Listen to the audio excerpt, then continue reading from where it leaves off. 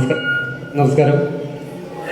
ജിനം മാഷ് നമ്മളീ കാണുന്ന നേരത്തെ പറഞ്ഞ ഒരു ബാലസാഹിത്യകാരെന്ന് പറഞ്ഞ മുദ്രകുത്തി അങ്ങനെ ആക്കി എന്നുള്ളൊരു ആക്ഷേപത്തിൻ്റെ പുറത്ത് പോവുകയാണ് എന്നുള്ളൊരു കാലത്തിനാണ് നമ്മൾ പോണത്. അതിൻ്റെ വിശദാംശങ്ങൾ മാഷ് പറഞ്ഞു.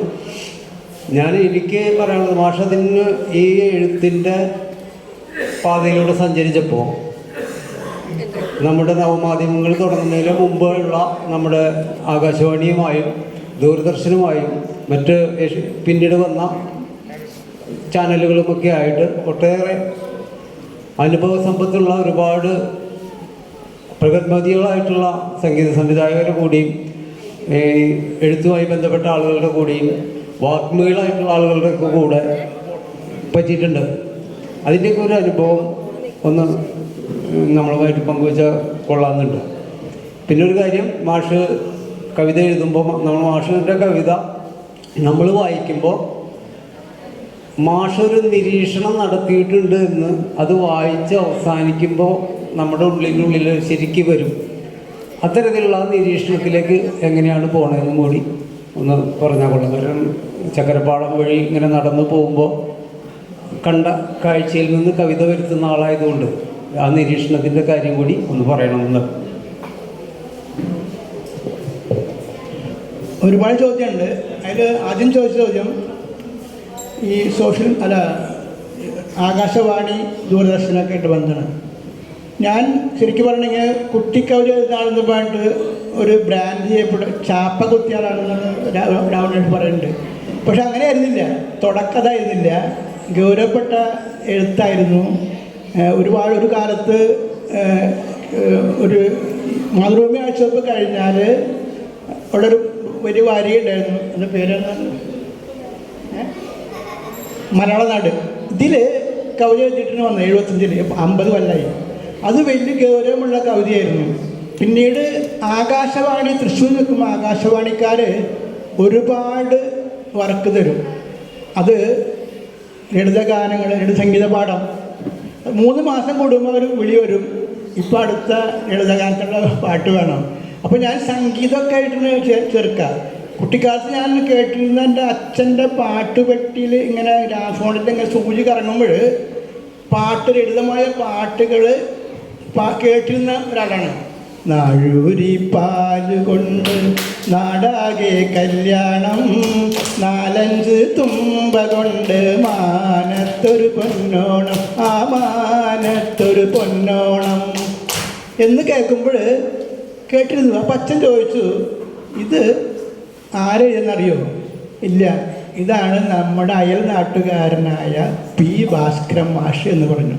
കൊടുങ്ങല്ലൂർ.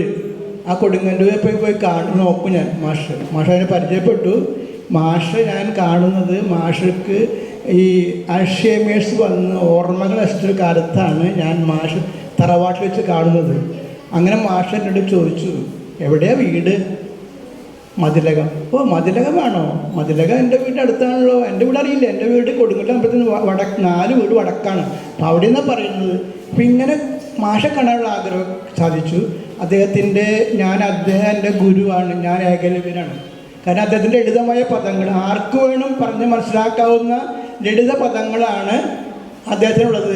അതിന് ഇപ്പോൾ എൻ്റെ ഒരു വരി വെക്കണേൽ അതില്ലേ, വേറെയാണ് വിചാരമെങ്കിൽ നേരമായത് ചൊല്ലുവാൻ, വെറുതെ ഞാൻ എന്തിനേരിയും വെയിലത്ത് കയ്യിലും കുത്തി നടക്കണ് എന്ന് ചോദിക്കുമ്പോൾ നാടൻ ഭാഷനല്ലേ.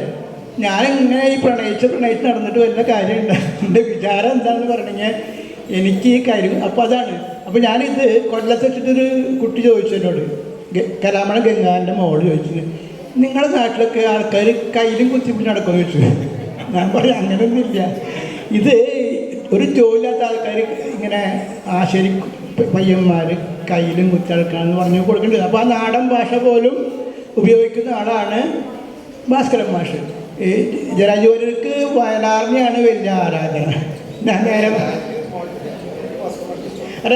വയലാറിൻ്റെ പദങ്ങളൊക്കെ വലിയ സംസ്കൃതമൊക്കെ ഉണ്ടാവും. പക്ഷേ ആർക്ക് പറഞ്ഞാലും മനസ്സിലാവുന്ന ഭാഷ ഞാൻ ഉപയോഗിക്കുന്നതിന് കാരണം ഈ ഭാസ്കരൻ മാഷാണ്. പിന്നെ ഇവിടെ ചാർലി ഉണ്ടായിരുന്നു, ഇവിടെ ആകാശവാണി ചാർലി ഉണ്ട്, അത് പോയി. ചാർലിയാണ് എനിക്ക് കുറേ കാര്യം ഇങ്ങനെ ഒരേ വർക്ക് തന്നത്. അങ്ങനെ ഞാൻ ഒരുപാട് പാട്ടുകൾ എഴുതി. പാട്ടുകളൊക്കെ യൂത്ത് ഹോസ്റ്റലിലൊക്കെ പാടി ഇതുണ്ട്. പിന്നെ അതിൻ്റെ കെയർ ഓഫിൽ ദൂരദർശൻ്റെ എൻ്റെ ഒരു പാട്ടുണ്ട്. പിന്നെ അങ്ങനെ ഇരിക്കുമ്പോൾ ഏഷ്യാനെറ്റിലേക്ക് എന്നെ വിളിച്ചു. മഴവില്ലെന്നൊരു പരിപാടിയുണ്ട്, രണ്ട് കവിത ഞാൻ പോയി കവിത ആലപിച്ചു. അപ്പോൾ ആദ്യമായിട്ട് ഞാനിങ്ങനെ ഈ ക്യാമറകളുണ്ടല്ലോ, ക്യാമറ ഞാൻ ആദ്യമായിട്ടുള്ള നിൽക്കുന്നു. അപ്പോൾ എന്നോട് കൂടി നിൽക്കാൻ പറഞ്ഞു. ഒരു ആംഗിൾ ഇട്ടിട്ട് കുറേ ക്യാമറകൾ, ഇപ്പോൾ ഈ ചാക്കോടി കഴിയണം പോലത്തെ കുറേ ക്യാമറമാർ എന്നെ ചുറ്റും ഇങ്ങനെ അങ്ങോട്ട് ആക്രമിച്ചു. ഞാൻ കവിത ചൊല്ലി, എനിക്ക് പറ്റില്ല, ഞാൻ നോക്കി വായിച്ച് എല്ലാ റെക്കോർഡിങ് കഴിഞ്ഞു. അപ്പോൾ ഒരു സ്ത്രീ ഓടി വരുന്നു, നന്നായിട്ടുണ്ട് കവിത. ആരാണെന്ന് പറഞ്ഞാൽ ബെറ്റി ലൂയിസ്, MA ബേബിയുടെ ഭാര്യയായിട്ട് ഫ്ലോർ മാനേജർ എന്ന് പറയുന്നത്. അപ്പോൾ ഇതൊക്കെ ചില അനുഭവങ്ങളാണ്. അപ്പോൾ ഞാൻ എഴുതിയിരുന്നത് കുട്ടിക്കവിത മാത്രമല്ല, ഇതുപോലെ ഒരുപാട് ഗാനങ്ങൾ. ഇന്നലെ പോലും മലപ്പുറത്തൊരു കുട്ടി എൻ്റെ പാട്ട് പാടി എന്ന് വിളിച്ച് പറഞ്ഞു, നല്ലൊരു സംഗീതം. ഒരു തെറ്റിദ്ധാരണ ഞാൻ സംഗീതത്തിൻ്റെ ഒരു വാക്ക് കൊടുക്കും. ഷൺമുഖ പ്രിയരാഗം നിലവിലീനം നിറവാണു നീ സിദ്ധിവിനായകം എന്ന പാട്ട് ആകാശവാണിക്കാർ സുജാത പാടിയിട്ടുണ്ട്. ഞാനത് വൈറലാക്കി ഞാൻ കേട്ടിരിക്കുന്നു ആ പാട്ട് കേൾക്കുമ്പോൾ അത് ചോദിച്ചു, ഈ രാഗം എന്താണെന്ന് എനിക്കറിയില്ല. അതിന് ഷൺമുഖപ്രിയാരം എനിക്കറിയില്ല. അങ്ങനത്തെ കുറേ അനുഭവങ്ങളുണ്ട് രാഗത്തായിട്ട്. അങ്ങനെ വേറെ തെറ്റിദ്ധാരണ, അത് വേറെ ഇത് പാട്ട്. അപ്പം അങ്ങനെ ഇനി കിടക്കിടക്ക് ഇത് കുറേ പറഞ്ഞു പോയാൽ പറ്റില്ല. വേറെ ചോദ്യങ്ങൾ അത് ചോദിച്ചു ഈ ജയേന്ദ്രൻ. എന്ത് പാട്ട്? ജയേന്ദ്രനെ ഒരു പാട്ട് റെക്കോർഡ് ചെയ്തിരിക്കുന്നു എൻ്റെ പാട്ടിനും. അപ്പോൾ അതിന് കാശൊക്കെ കൊടുത്തിട്ട് ഇരിക്കുന്നത്. അത് കാര്യമില്ലേ, കാശ് ആദ്യം കൊടുക്കണം, എന്നിട്ടിത് വായിക്കണേ. എന്ത് പാട്ടത്? അപ്പോൾ അദ്ദേഹത്തിന് ഈ ചാരണം അങ്ങനെ കണ്ടിട്ടുണ്ടല്ലോ, പല്ലവി തന്നെ ഒരു 12 വരെ പാടുള്ളൂ. അതിൻ്റെ കാശ് പറഞ്ഞിട്ടുണ്ട്. ആ കാശ് കഴിഞ്ഞപ്പോൾ പിന്നെ ഇതെന്ത് പാട്ട് ചോദിച്ചത് ദേഷ്യപ്പെട്ടു.